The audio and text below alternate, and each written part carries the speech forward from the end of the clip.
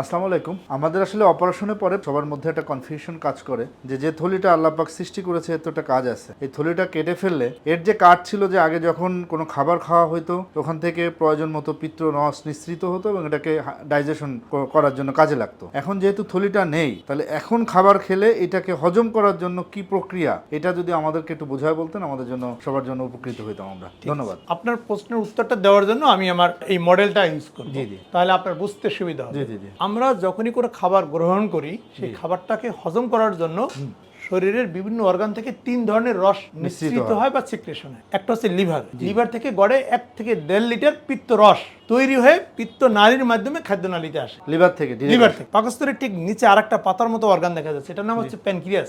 এই গড়ে প্রতিদিন 700 ml থেকে 1 লিটার মতো প্যানক্রিয়াটিক জুস বা রস প্যানক্রিয়াসের নালীর মাধ্যমে খাদ্যনালীতে পাঠিয়ে দেয়। আচ্ছা। এর বাদেও খাদ্যনালী, পাকস্থলী এবং খাদ্যনালী পেটের ভিতরের যে অংশটা আছে, এই খাদ্যনালী নিজে প্রতিদিন 7 লিটার হজমি রস তৈরি করে। কয় লিটার? 7 লিটার। তার 7 আর সব মিলিয়ে প্রায় 9 থেকে 10 লিটার। হ্যাঁ, 10 লিটার। ঠিক আছে। ঠিক আছে। এই রসটা খাবারকে হজম করে আবার খাদ্যনালীর মাধ্যমেই খাদ্যনালীর ভিতরে ঢুকে রক্তনালীর মাধ্যমে শরীরের ভিতরে ঢুকে পড়ে। আচ্ছা। আর নাহলে তো পানি শূন্যতা দেখা দিবে। এতগুলো রস প্রতিদিন চলে গেলে ওর কাজ শেষ করে ও আবার শরীরের ভিতরে ঢুকে যায়। কারণ আপনি যে প্রশ্ন করছিলেন যে পিত্তথলি ফেলে দিলে পরবর্তীতে এই রোগী পিত্তরস কোথায় পাবে?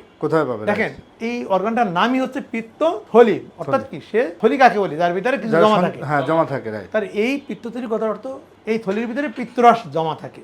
কিন্তু পিত্তরস কিন্তু পিত্তথলি তৈরি করে না। কে তৈরি করে? লিভার তৈরি করে। রাইট। তাহলে আমি তো পিত্তথলি ফেলে দিচ্ছি কেন? ওর ভিতরে কোনো না কোনো রোগ আছে, হয়তো বা পাথর, টিউমার, ক্যান্সার বা কিমি ঢুকে যায় বা ইনফেকশন, এনিওয়ে যে কারণে। বাট লিভার তো আমি জায়গাটা রেখে দিয়ে আসতেছি। জি জি। তাহলে পিত্তরসের যে ফ্যাক্টরি তো ঠিকই আছে, সেটা কে? লিভার। তাহলে লিভার আগের মতোই পিত্তরস তৈরি করবে এবং সেই তৈরি হওয়া রস পিত্ত নালীর মাধ্যমে খাদ্যনালীতে আসবে। আগে ওখানে একটা ওয়্যার হাউসের মতো থাকতো, এখন ডাইরেক্ট এটাকে খাদ্যনালীতে পাঠিয়ে দেবে, তাই তো? হ্যাঁ। তাহলে আপনার যে প্রশ্নটা ছিল যে পাশ থেকে আরেকজন মুরব্বী যে প্রশ্নটা করছিলেন, তাহলে পিত্তথলির কাজটা কি? আচ্ছা, তাহলে হ্যাঁ, পিত্তথলির কিন্তু একটা কাজ আছে, সেটা আমি একটু বলি। সেটা কি?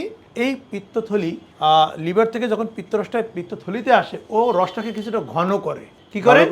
ঘন করে। এবং আমরা যখন খাবার গ্রহণ করি তখন সে একটা নির্দিষ্ট সংকেত পাওয়ার পরে তখন স্কুইজ করে বা কন্ট্রাকশন করে রসটা পাঠায়, নিশ্চিত করে। এখন যেহেতু থলিটা থাকছে না, লিভার সরাসরি পিত্তরস পিত্ত নালীর মাধ্যমে খাদ্যনালীতে পাঠায়। তাহলে একটা সমস্যা হতে পারে প্রথম দিকে, কি?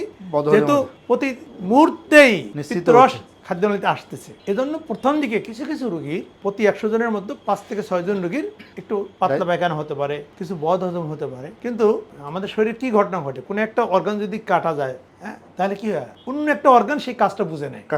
রাইট। আপনারা অনেকেই জব করেন, কি করেন? আপনি যখন ছুটিতে যান, আপনি কি ওই পোস্টের যে কাজটা কি ফাঁকা থাকে না কাউকে বুঝাই দিয়ে আসেন?